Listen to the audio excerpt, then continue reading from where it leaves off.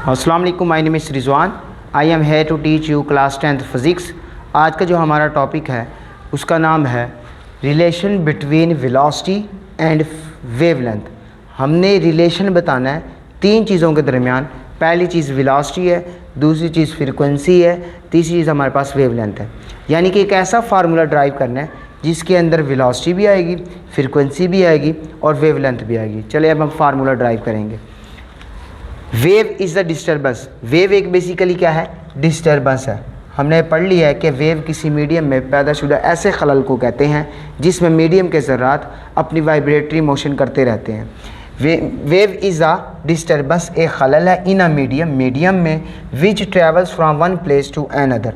Disturbance है medium में जो सफ़र करती है एक जगह से दूसरी जगह। हमने ये भी पढ़ा है कि वेव जो है वो सफ़र करती है, ये ट्रैवल करती है एक जगह से दूसरी जगह, या तो वो एनर्जी पहुंचाती है एक जगह से दूसरी जगह या इंफॉर्मेशन पहुंचाती है। Place to another and hence as a specific velocity of the travelling. और जाहिर सी बात है जब एक जगह से दूसरी जगह वेव जाएगी तो उसने कुछ ना कुछ क्या तय करना? फासला तय करना। जब फासला तय कर लेगी तो इसका मतलब उसे वक्त लगा एक जगह से दूसरी जगह जाने के लिए। तो वक्त के लिहाज से फासले में तब्दीली की शरह क्या कहलाती है? वेलोसिटी कहलाती है। तो इसका मतलब ये हुआ उस वेव के पास कुछ ना कुछ क्या होगी? वेलोसिटी होगी, और उस वेलोसिटी को क्या कहेंगे? वेव वेलोसिटी कहेंगे। तो वेलोसिटी बराबर है किसके? Distance over time. वेलोसिटी को हम ज़ाहिर करते हैं किससे? v से। डिस्टेंस को हम ज़ाहिर करते हैं किससे? v से। टाइम को हम ज़ाहिर करते हैं किससे? t से। उसके बाद ये पॉइंट है, if time taken by the wave, अगर वेव को टाइम लग रहा है in moving from one place to another is equal to the time period t।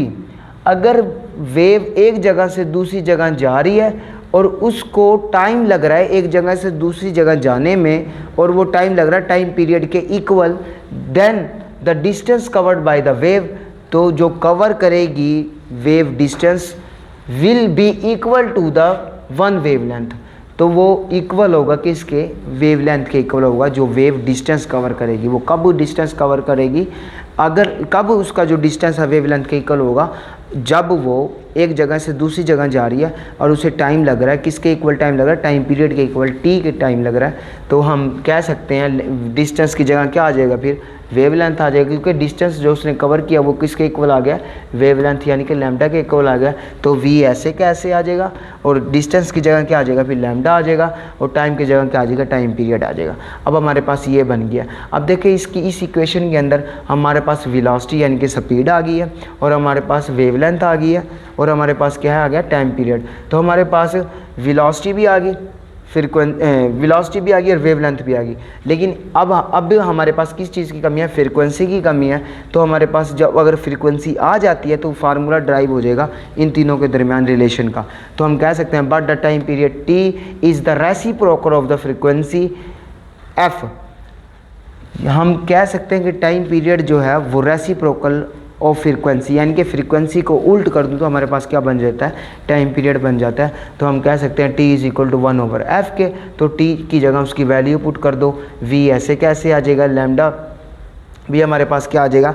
ऐसे कैसे आ जाएगा? और f की जगह हमारे पास क्या आ जाएगा? t की जगह हमारे पास क्या आ जाएगा? 1/f आ जाएगा। ये t की जगह क्या आ जाएगा? 1/f आ जाएगा, और f तीसरी रकम ऊपर जाके क्या हो जाएगी? मल्टीप्लाई हो जाएगी। v बराबर है किसके? f लैम्डा के। तो ये एक फार्मूला आ गया जो कि रिलेशन है किस किस के दरमियान। v से मुराद हमारे पास क्या है? वेलोसिटी है। लैम्डा से मुराद हमारे पास क्या है? वेवलेंथ है। f से मुराद हमारे पास क्या है? फ्रीक्वेंसी है। तो हमने एक ऐसा फार्मूला या रिलेशन बनाना था जिसके अंदर तीनों चीज़ें आती थी, वेलोसिटी, फ्रीक्वेंसी और वेवलेंथ। अब हम देखेंगे एग्जाम्पल 10.2। तो सबसे पहले एग्जाम्पल्स या न्यूमेरिकल करने से पहले आप लोग स्टेटमेंट को सुकून से तवज्जो से पढ़ लिया करें।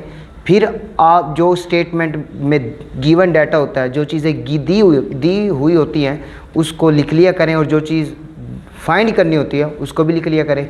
इस तरह से आपकी एग्जाम्पल्स भी आसानी से हल हो जाती हैं और न्यूमेरिकल्स भी। अब हम देखते हैं इसकी स्टेटमेंट क्या कहती है। A wave moves on a slinky. एक वेव मूव करती है स्लिंकी पर विद फ्रिक्वेंसी ऑफ 4 हर्ट्ज़, जिसकी फ्रिक्वेंसी कितनी है? वेव की 4 हर्ट्ज़ है, एंड वेव लेंथ कितनी है? 4 metre. What is the speed of the wave, तो हमने स्पीड बतानी है किसकी, वेव की। तो सबसे पहले आप गिवन डाटा लिखें। गिवन डाटा में क्या क्या चीज़ें आपको दी हुई हैं तो ये लिखें। सबसे पहले हमें फ्रिक्वेंसी दी हुई है तो आप लिखेंगे फ्रीक्वेंसी को f से ज़ाहिर करते हैं और वो हमारे पास कितनी है वेव की, 4 हर्ट्ज़। हर्ट्ज़ यूनिट है फ्रीक्वेंसी का। और हमारे पास क्या दिया हुआ है, वेवलेंथ। वेवलेंथ को हम ज़ाहिर करते हैं किससे, लैम्डा से। और इसकी जो वेवलेंथ दी हुई है वो कितनी है, 0.4 मीटर। तो आप लिखेंगे फिर फाइंड आप लोगों ने क्या करना है, तो फाइंड आप लोगों ने स्पीड हमने फाइंड करनी है। तो आप लिखेंगे स्पीड वो बराबर है किसके, स्पीड को v से ज़ाहिर करते हैं। तो फिर आप लिखेंगे कि हम जानते हैं कि वी नो डैट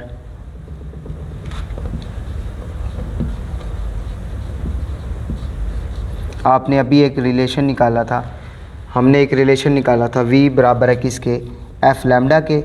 तो f की जगह f की वैल्यू पुट कर दो और लैम्डा की जगह लैम्डा की वैल्यू पुट कर दो तो आपके पास स्पीड आ जाएगी एफ वी। ऐसे कैसे, f की जगह 4 आ जाएगा, 4 हर्ट्ज़ आ जाएगा और लैम्डा की जगह क्या आ जाएगा आपके पास, 0.4 मीटर। इनको मल्टीप्लाई करेंगे तो 1.6 मीटर पर सेकंड। जो वेव पैदा हुई इस लिंकी के ऊपर जो मूव कर रही थी, जिसकी फ्रीक्वेंसी 4 हर्ट्ज़ थी और वेवलेंथ कितनी, 0.4 मीटर, तो उसकी स्पीड कितनी है, 1.6 मीटर पर सेकंड।